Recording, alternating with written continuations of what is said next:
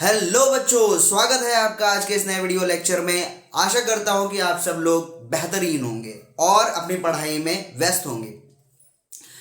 आज हम करने वाले हैं क्लास 10th आईसीएसई मैथ्स का एक ऐसा चैप्टर जो एग्जाम पॉइंट ऑफ व्यू से बहुत इंपॉर्टेंट है। हर साल बोर्ड्स में इससे 6 to 7 मार्क्स के क्वेश्चन आने ही आने होते हैं। ये चैप्टर बहुत ही इजी है और स्कोरिंग भी है। तो क्योंकि 6 से 7 नंबर के क्वेश्चन आते हैं तो इस पर्टिकुलर चैप्टर के कॉन्सेप्ट को मुट्ठी में करना बहुत ज़्यादा इंपॉर्टेंट हो जाता है, बिकॉज कॉन्सेप्ट इज पावर। जब तक कॉन्सेप्ट क्लियर नहीं होगा आप कोई भी क्वेश्चन किसी भी पर्टिकुलर चैप्टर के नहीं कर पाएंगे। तो आज तक जिन्होंने इस चैप्टर का नाम सुना हो या नहीं भी सुना है, इस चैप्टर का नाम है क्वाड्रेटिक इक्वेशन। अगर जिन्होंने सुन रखा है और जिन्होंने इन क्वेश्चंस को लगा भी रखा है लेकिन फिर भी उनके डाउट रहते हैं इस पर्टिकुलर चैप्टर से रिलेटेड क्वेश्चंस में, तो ये वीडियो उन्हीं के लिए है।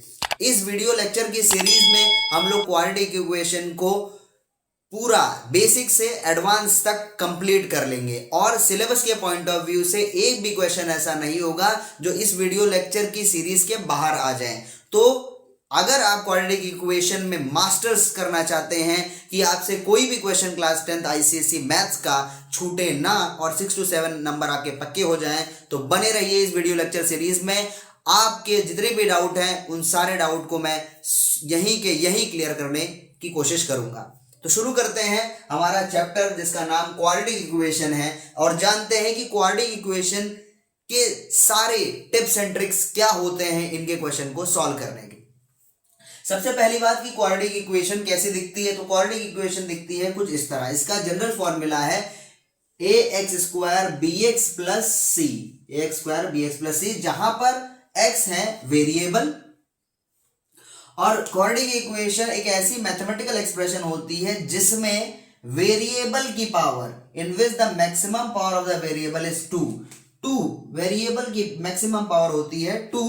ऐसे ही मैथमेटिकल एक्सप्रेशन को हम लोग क्या कहते हैं, क्वाड्रेटिक इक्वेशन। क्या कहते हैं, क्वाड्रेटिक इक्वेशन। तो क्वाड्रेटिक इक्वेशन में 3 टर्म है, देखिए 3 टर्म। एक ax² bx प्लस सी।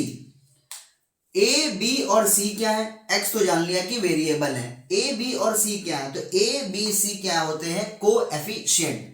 क्वेश्चन में ध्यान दीजिए, x² का कोफिशिएंट क्या है a, x का कोफिशिएंट क्या है b और c एक कांस्टेंट टर्म है।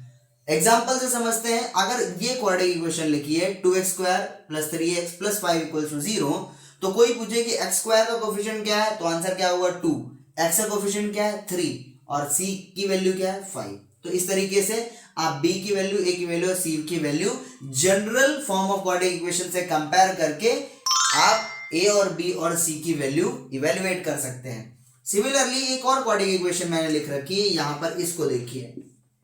तो कोफिशिएंट कैसे पहचानेंगे, x² के अलावा जो भी चीज उसके आगे लिखी रहती है वो सब चीज कोफिशिएंट में आती है। जैसे x² का कोफिशिएंट इसमें क्या है 2m है कोफिशिएंट, और x का कोफिशिएंट यहाँ क्या है 3n है, और c की वैल्यू क्या है 5 है। तो इस तरीके से आप कोफिशिएंट फाइंड आउट करना आप सीख गए।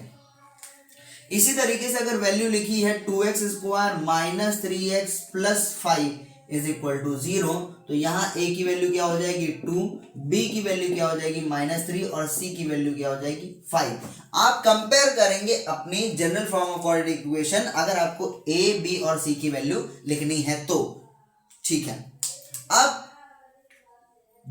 जिस पहली एक्सरसाइज में जो हम क्वेश्चंस करने वाले हैं वो क्वेश्चन 2 टॉपिक पर बेस्ड है। एक तो कि हमें कोई भी मैथमेटिकल एक्सप्रेशन दे देगा और हमसे ये वेरीफाई करवाएंगे कि check whether the mathematical expression is quadratic equation और नॉट, क्वाड्रेटिक इक्वेशन है या नहीं है। तो उसको वेरीफाई करने के लिए आप हमेशा याद रखेंगे कि जो भी मैथमेटिकल एक्सप्रेशन दिया है उसमें x² वाला टर्म तो होना ही होना चाहिए। ये 2 एब्सेंट होंगे तो भी वो क्वाड्रेटिक इक्वेशन होगी। जैसे लिखा गया कि 4x² क्या क्वाड्रेटिक इक्वेशन है, हाँ बिल्कुल है। ये दोनों एब्सेंट भी हो सकते हैं। क्वाड्रेटिक इक्वेशन कुछ इस टर्म की 2 टर्म वाली भी हो सकती है, 4x² प्लस 3x, ये भी क्वाड्रेटिक इक्वेशन, इसमें x² वाला टर्म प्रेजेंट है।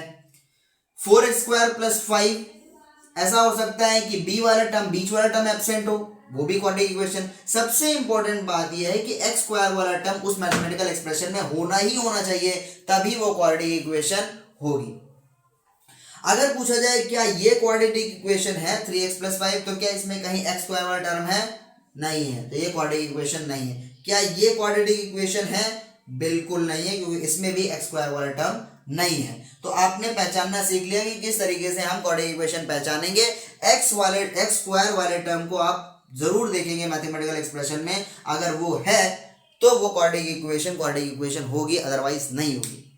अच्छा, आपने कहा कि दो टाइप के क्वेश्चन हो सकते हैं, दूसरे टाइप का क्वेश्चन क्या हो सकता है? तो दूसरे टाइप का क्वेश्चन क्या हो सकता है, आगे देखते हैं।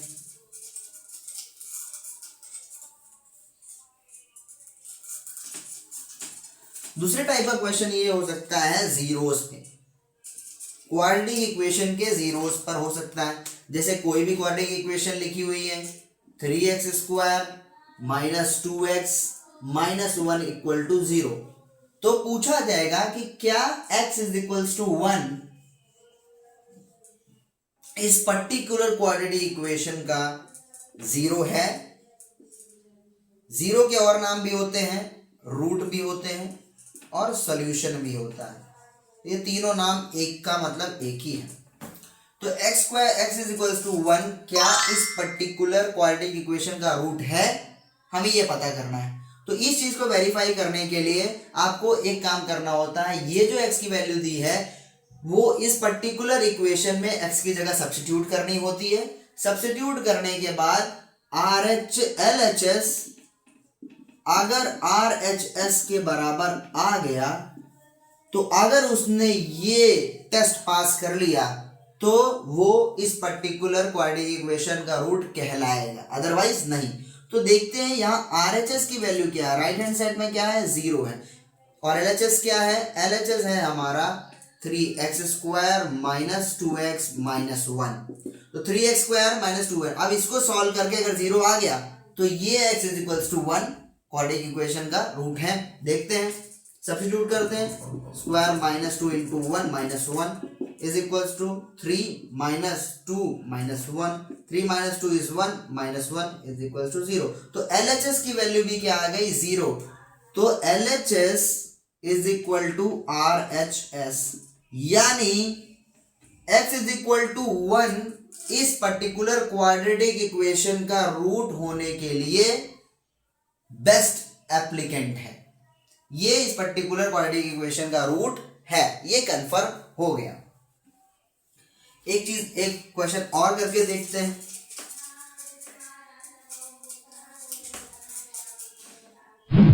(5x² -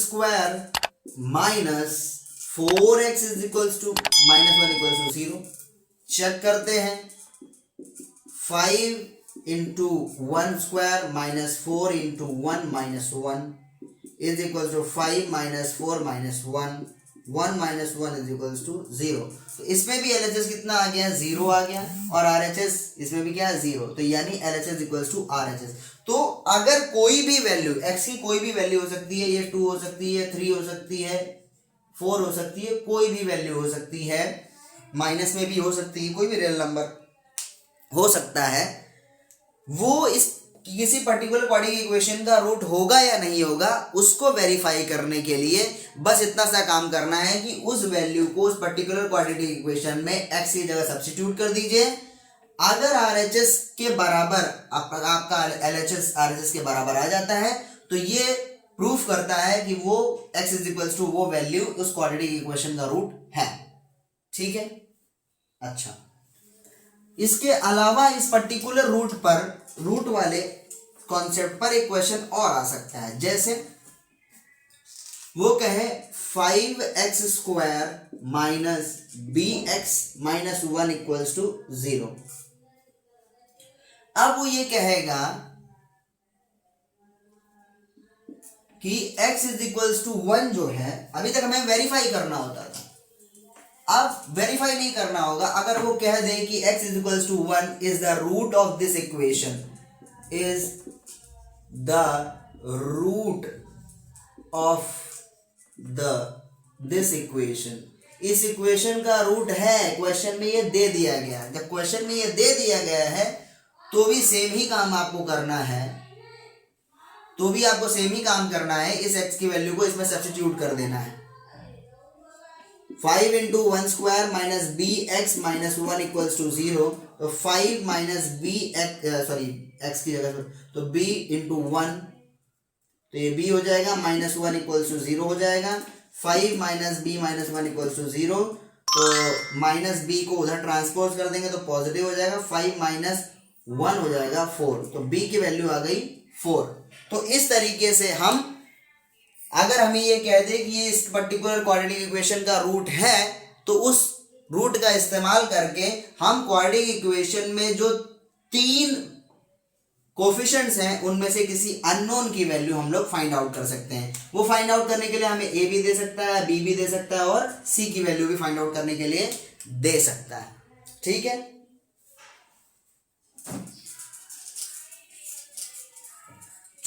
तो चलते हैं क्वेश्चन करने। तो पहला क्वेश्चन हमारे सामने है कि check whether x minus one, sorry x minus two whole square plus one is equals to 2x minus three, क्या ये क्वाड्रेटिक इक्वेशन है या नहीं है। तो सॉल्व करते हैं। x square plus 4 minus 4x plus 1 is equals to 2x minus 3।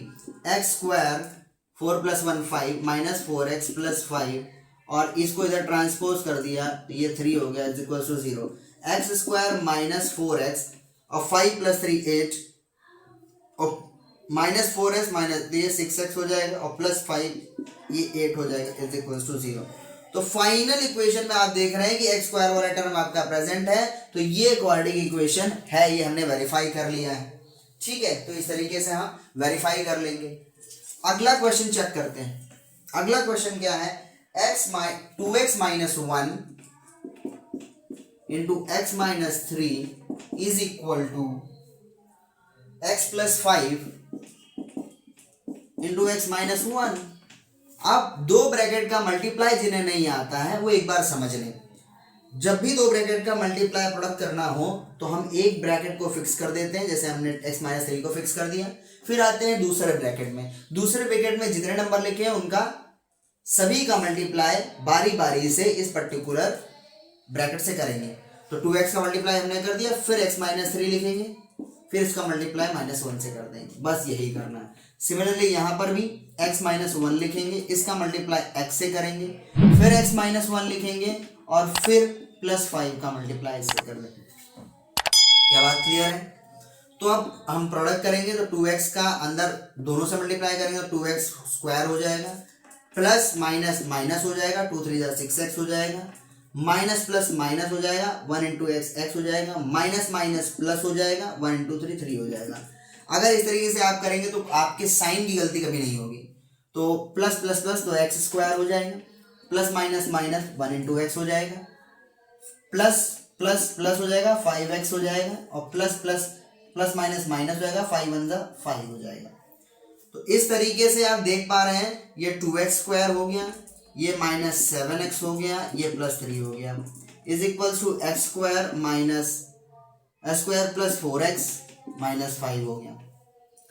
इन सभी तीनों टर्म को यहाँ ले आएंगे तो 2x square minus 7x plus 3 minus X square minus 4x plus 5 equal to 0।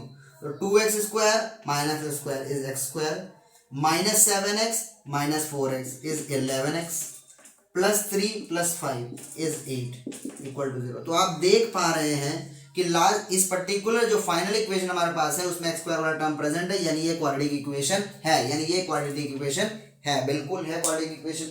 तो इस तरीके से हम किसी भी मैथमेटिकल एक्सप्रेशन को वेरीफाई कर सकते हैं कि वो क्वाड्रेटिक इक्वेशन है या नहीं है।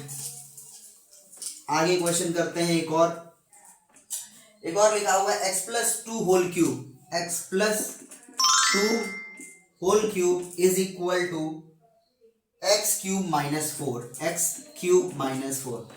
तो ए प्लस बी का whole cube, A cube plus B cube plus 3 into A into B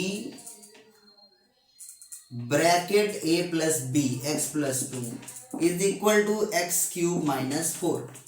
so X cube plus 8 plus 6x into X plus 2 is equals to X cube minus 4.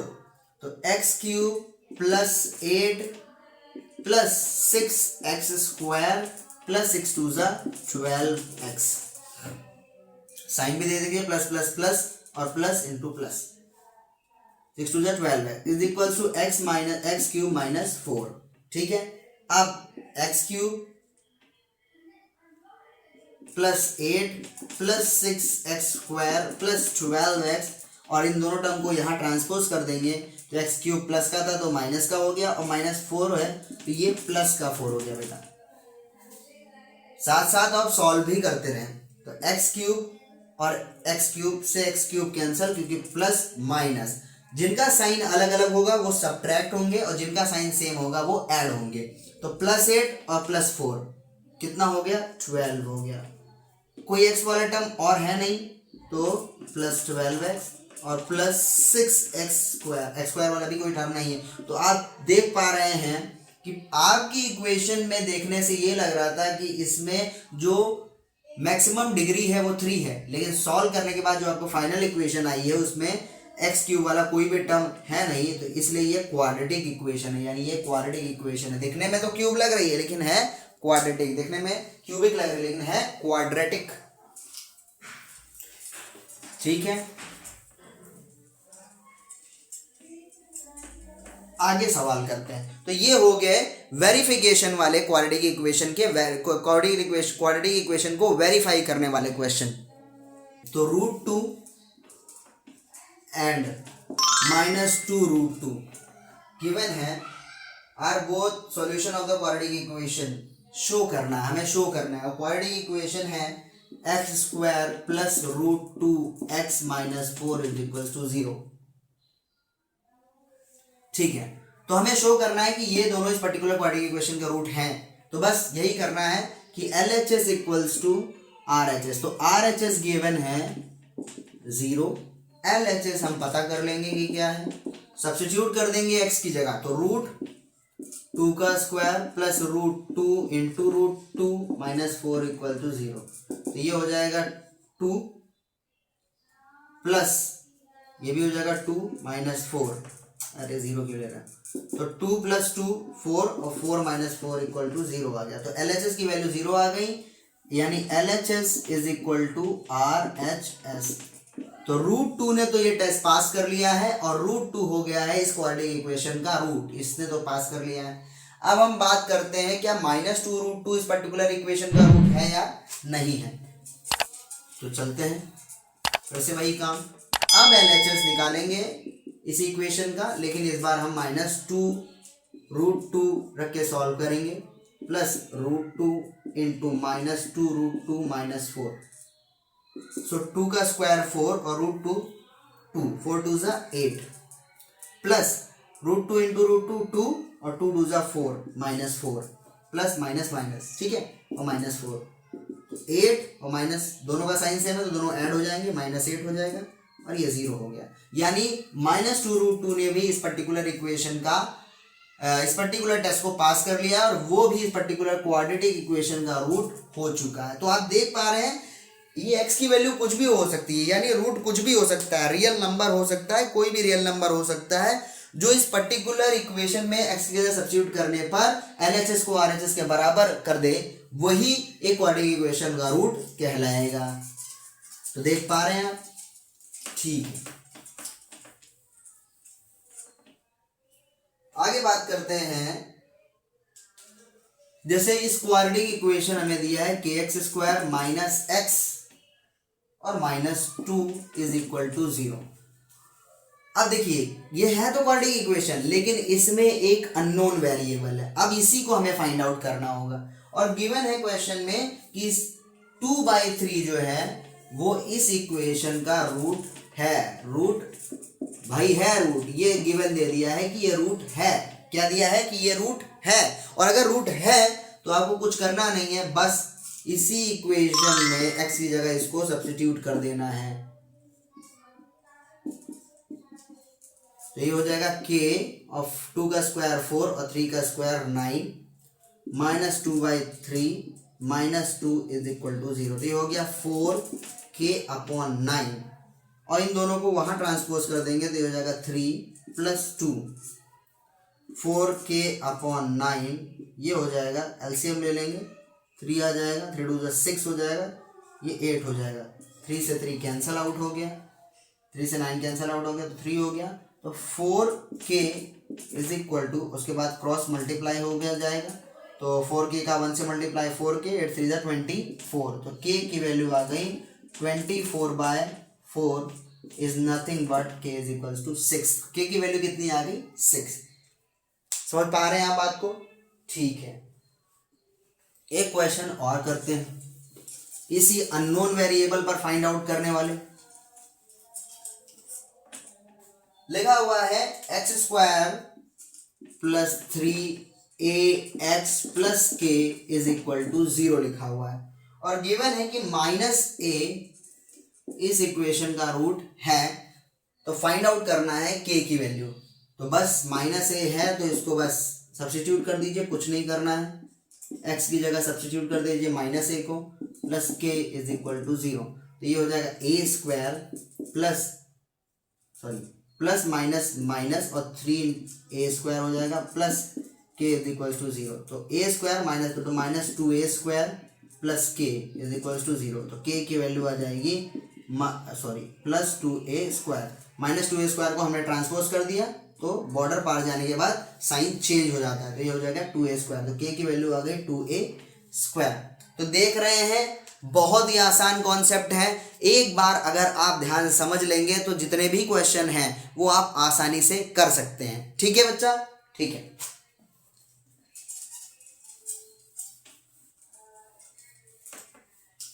एक जो थोड़ा different type का question आ सकता है इस पर वो ये है कि क्वेश्चन दिया हुआ है 3x² - 2mx + 2n is equal to 0। Quadratic equation एक दी है लेकिन इसमें अननोन दो है, एक m और एक n। तो क्वेश्चन में कहा है कि इस पर्टिकुलर क्वाड्रेटिक इक्वेशन के दो रूट हैं, 2 और 3 हैं, तो आपको m की वैल्यू निकालनी है और n की वैल्यू निकालनी है। सिंपल वही काम करना है। अब एक बार आपको 2 सब्स्टिट्यूट करना है इस इक्वेशन में, एक बार 3 करना है। तो जैसे हमने करा तो 3 × 2² - 2 × m × 2 + 2n is equal to 0। जहां जहां ऐसे वहां वहां 2 सब्स्टिट्यूट कर दिया तो 2 2 4 12 हो गया, -2 2 2 4 4m हो गया प्लस 2n हो गया इज इक्वल टू 0 हो गया। 12 - 4m + 2n is equal to 0 हो गया। अब इसमें से हम लोग 2 कॉमन ले सकते हैं, तो 2 कॉमन और माइनस इन दोनों टर्म को हम उधर भेज दे रहे हैं, तो ये हो जाएगा 4m - 2n is equal to 12। इसमें से इस पूरी इक्वेशन को 2 से डिवाइड कर देंगे, 2 से डिवाइड कर देंगे तो जाएगा 2m - n is equal to 6। ये फर्स्ट इक्वेशन हो गई। ठीक है, सिमिलरली जहां हमने 2 सब्स्टिट्यूट किया था अब हम वहां पर 3 सब्स्टिट्यूट करेंगे और ये हो जाएगा 2 × m × 3 plus 2n equal to 0। तो ये हो जाएगा 3 3 9 3 27 minus 3 2 6m plus 2n is equal to 0। तो फिर वही काम करेंगे, 6m को उधर ले जाएंगे, -2n हो जाएगा और ये 27 हो जाएगा। तो ये दूसरी इक्वेशन हो गई हमारे पास। अब दो अननोन वेरिएबल है और 2 क्वाड्रेटिक इक्वेशन है, तो सिंपली क्या कर लेंगे हम लोग कर लेंगे एलिमिनेशन मेथड अप्लाई। जब एलिमिनेशन मेथड अप्लाई करेंगे तो यहाँ पर है 2m - n is equal to 6।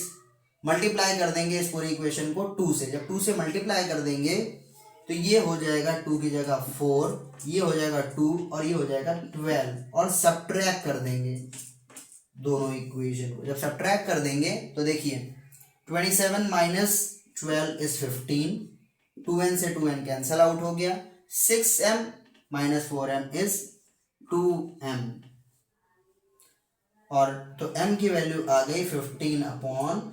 2 और m की वैल्यू 15/2 आ गई। तो m की वैल्यू कहीं पर भी सब्स्टिट्यूट कर दिए इस इक्वेशन में। m की वैल्यू अगर हम सब्स्टिट्यूट कर दें तो वैल्यू क्या आ जाएगी, 2 से 2 कैंसिल आउट हो गया और n की वैल्यू आ जाएगी 15 - 6, n की वैल्यू आ जाएगी 9। तो इस तरीके से आपने देखा कि किस तरीके से हम लोग वेरिफिकेशन वाले की क्वाड्रेटिक इक्वेशन, कोई मैथमेटिकल एक्सप्रेशन क्वाड्रेटिक इक्वेशन है या नहीं, रूट्स को वेरीफाई करने के लिए कोई भी गिवन वैल्यू, एक्स की given value a particular quadratic equation का रूट है या नहीं, फिर अननोन वेरिएबल अगर कोई क्वाड्रेटिक इक्वेशन में फाइंड आउट करना हो with the help of the root of the quadratic equation, उन क्वेश्चंस को कैसे करना है वो सारे हमने डिटेल में बात कर ली है। मिलते हैं अगले लेक्चर में और इससे आगे आने वाले टॉपिक में हम उस पर बात करेंगे। और अगर वीडियो ये लेक्चर आपको वीडियो लेक्चर अच्छा लगा हो तो प्लीज़ इसको लाइक करें, इस वीडियो को शेयर करें और चैनल को सब्सक्राइब करके हमें मोटिवेट करें कि आपके लिए ऐसे ही बेहतरीन लेक्चर लाने के लिए हम लोग डेडिकेटेड रहें और हमेशा हमेशा आपके प्रॉब्लम को आसान बनाने की कोशिश करते रहें। इसी तरीके से बने रहिए हमारे साथ। मिलते हैं अगले लेक्चर में। Thanks for watching.